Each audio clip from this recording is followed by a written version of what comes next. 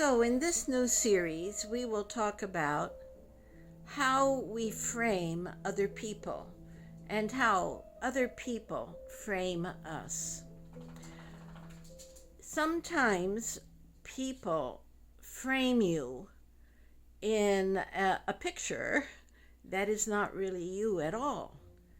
They are looking at you with an askance eye and have already decided through some perverse bias of their own that you are not worthy of respect or honesty, and that you can be, as it were, dismissed, and your feelings don't really matter.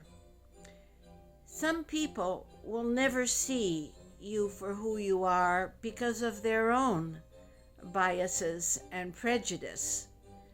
So the question becomes, how do you deal with a situation in which you know and finally realize that you are being undervalued and misrepresented, and above all, misunderstood?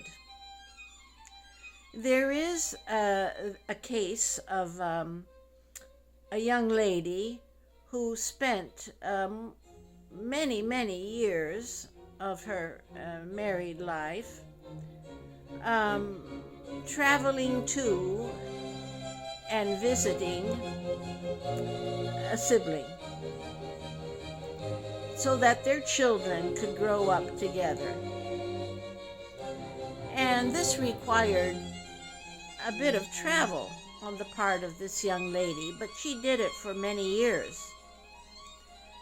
In the end, looking back, she realized that her sibling had maybe in 20 odd years visited her 4 times, whereas she in 20 odd years had visited her sibling maybe 80 times.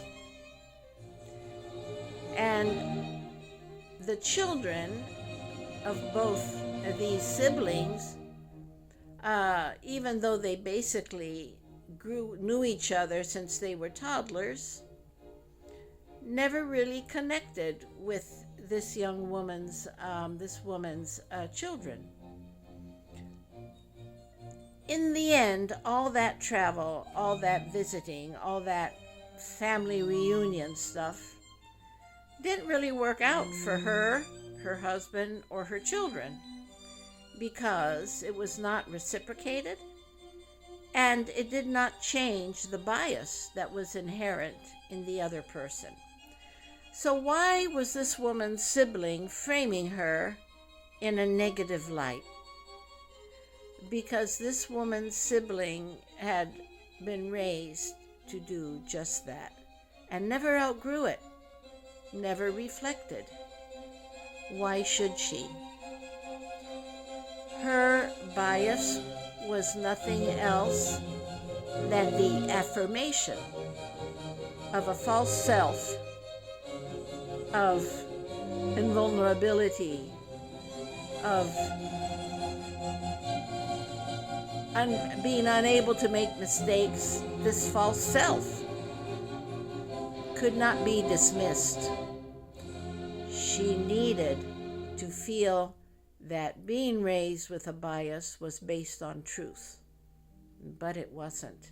It was not based on truth, and so her framing of her scapegoated sibling, was negative and biased and prejudicial.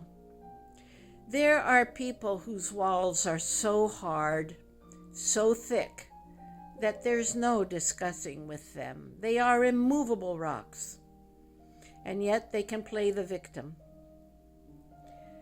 There is really no point in beating home a conversation that for the other person is already dismissed before it's begun. There comes a time when you must give up, and it's not your fault.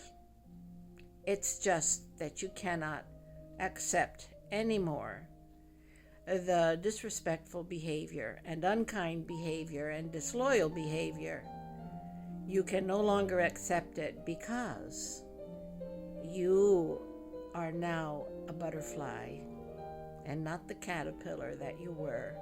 And you can't crawl back into the cocoon and accept things as they were anymore. You have to fly. That's your destiny. And as for regret, you can't change the past. The regret is legitimate, but the important thing is that you really can forgive and still fly away.